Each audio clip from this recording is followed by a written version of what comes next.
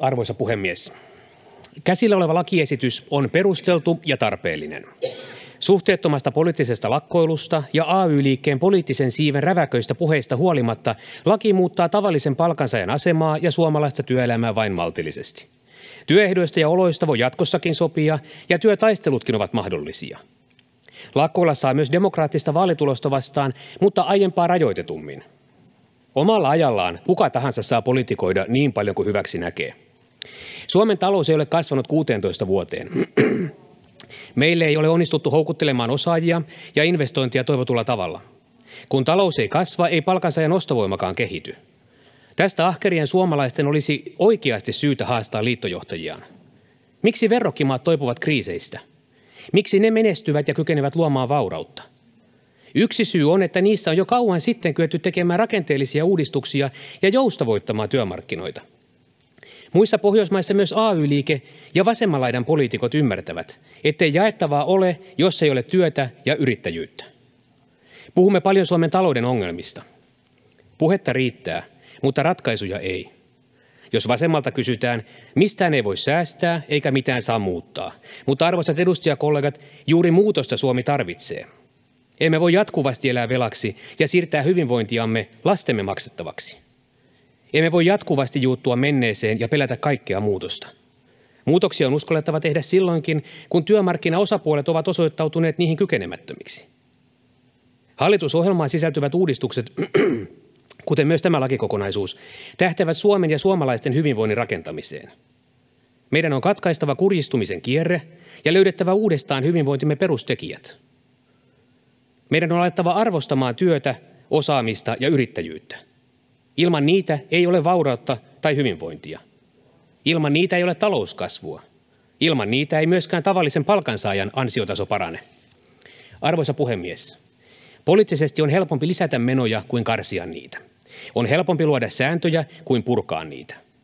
Kukaan meistä ei halua säätää lakeja vain ihmisten kiusaksi ja kärsimykseksi. Me teemme uudistuksia, koska nykymeno ei voi jatkua ja suomalaiset ansaitsevat parempaa. Me teemme uudistuksia, koska haluamme rakentaa polkua suomalaisten tulevalle menestykselle. Me teemme uudistuksia, koska haluamme suomalaisille työtä ja toimeentuloa. Suomessa on vanhastaan arvostettu työntekoa ja ahkeruutta. Työn eetoksen toivoisi palautuvan mieleen myös salin vasemmalla laidalla. Miksi työn ja työtä tekevien poliittisista liikkeistä on sukeutunut verojen ja tulonsiirtojen maksimoijia? Miksi siellä on jututtu rakastamaan sääntöjä ja rajoituksia? Voisiko vähän pintaa naarmuttamalla löytyä vielä jokunen palkansaajien kannalta arvokas pyrkimys? Meidän on arvostettava työtä, kuunnelkaa nyt edustaja Kontula, meidän on arvostettava työtä, osaamista ja yrittäjyyttä. Hyvä yhteiskunta on sellainen, missä työn tekeminen on aina kannattavaa.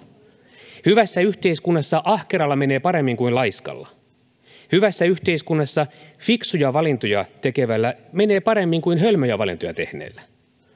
Hyvässä yhteiskunnassa lähtökohtana on, että jokainen työikäinen ja työkykyinen elättää itsensä ja perheensä omalla arvokkaalla työllään. Ja kyllä, hyvässä yhteiskunnassa kyetään auttamaan myös niitä, joille omalla työllä pärjääminen ei syystä tai toisesta ole vaihtoehto. Suomi tarvitsee rakenteellisia uudistuksia. Työmarkkinoiden tarpeettomia jäykkyyksiä on poistettava. Suomen ja suomalaisten menestyksen kannalta on tarpeen, että olemme eurooppalaisessa tarkastelussa ahkerampia, innovatiivisempia ja ketterämpiä. Taloutemme ja työmarkkinoiden on oltava nykyistä dynaamisempia. Suomen on oltava työhön ja yrittäjyyteen kannustava maa.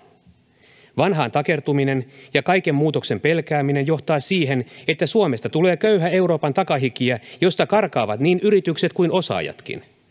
Sitä emme halua. Niin ei tarvitse olla. Me voimme päättää toisin. Käsiteltävän oleva lainsäädäntö on osa Suomen uudistamista. Se on tarpeen, jotta Suomella ja suomalaisilla menee tulevaisuudessa paremmin. Kurjistumisen kierre on katkaistava nyt. Sitä tämä hyvä hallitus on tekemässä. Suomi ja suomalaiset ansaitsevat parempaa. Kiitoksia. Edustaja Andersson Li.